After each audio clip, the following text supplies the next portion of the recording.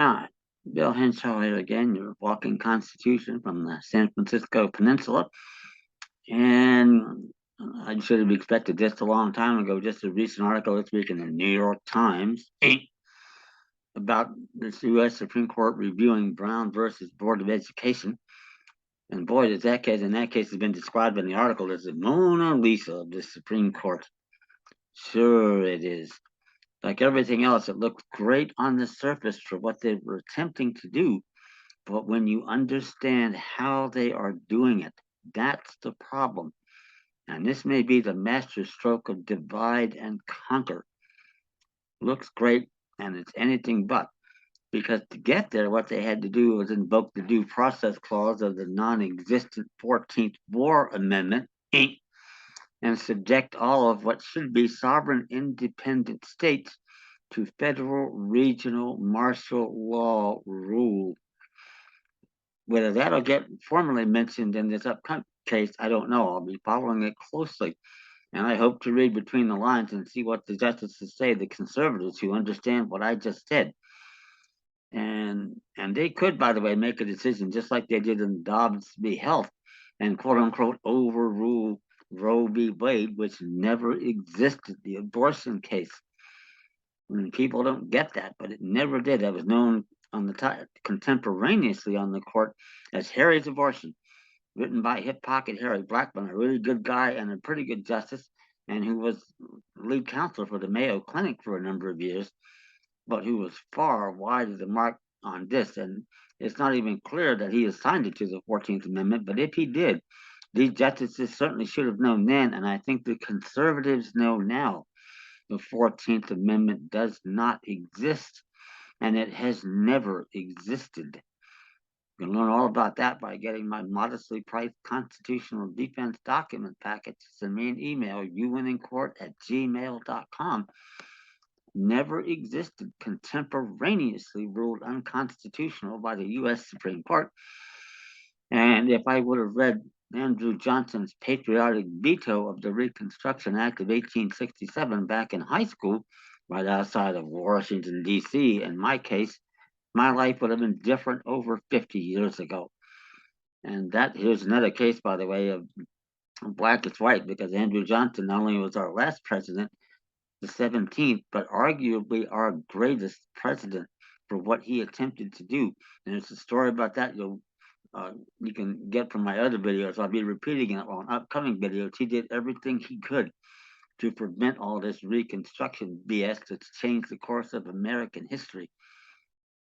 But the bottom line is, if you're going to allow federal military to come into sovereign independent states, this system is exactly what you're going to get, now recently described by the Fifth Circuit as an elective despotism. And that's exactly what it is. Nobody has any rights. Only on a rare occasion they have to make it look good, but no one does. And you'll learn that there is no electorate, there are no elections. Habeas corpus has been permanently suspended, no right to trial by jury, and it goes on and on and on. So that's the importance of this Brown v. Board case. I can't think of the name of it right now, but it's on the court's docket. I think the oral argument will be in January. I'll be paying close attention because they can really go a long way here if they're inclined to do it and do exactly what they did with Roe v. Wade, and they'll be exactly right about it. Even if it's going to ruffle feathers in certain liberal quarters, that's too damn bad.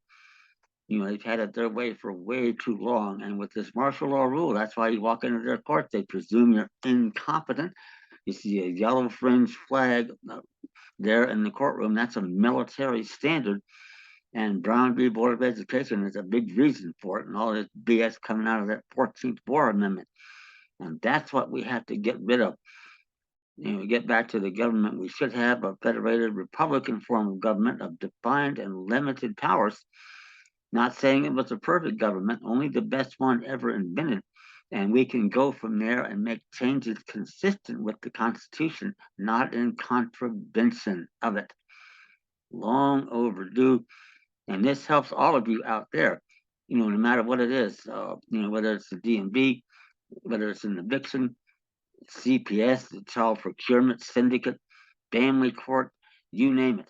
All these alphabet agencies are administrative agencies, and the Supreme Court is on fire right now with that. And the lower courts of appeals are starting to take notice of it too. And a lot of people behind the scenes are starting to get the idea too. And we come calling with our unopposed issues, and that's all we ever have are unopposed issues. 48-page motion to dismiss, 83 pages on new states. Send me an email, youwinnincourt@gmail.com. I'll get you the information out here. You're going to love it. Um, and we're the ones that have the power, and we're the ones that are supposed to have it. That's in theory, at least, how the situation was set up in 1787, and we want it back. Get rid of all these damn corporate bastards and this, that, and the other. It's going to be a whole lot better world, and it will get there quickly if we all pull together and do the right things here. As you'll learn about corporations, by the way, they don't have any standing in judicial courts at all. They never make a full disclosure of all the terms of the agreement, whether it's a loan or a landlord tenant or whatever it is. And that's an affirmative defense in the common law court if we had one. And we want to get rid of most, if not all, of these corporations. You'll learn more about that. Send me an email, youwinnincourt@gmail.com. And for now, I'll close and just remind you that we have to cut out all this BS they've been doing for the last 150 years, divide and conquer. That's been a successful tool since the Reconstruction era, and it needs to stop. And all of us will benefit when it does. That said, subscribe, like the videos, tell your friends, get the word out. The quicker we, start taking all this BS divide and conquer away from them, the quicker we get them off our backs. Thank you.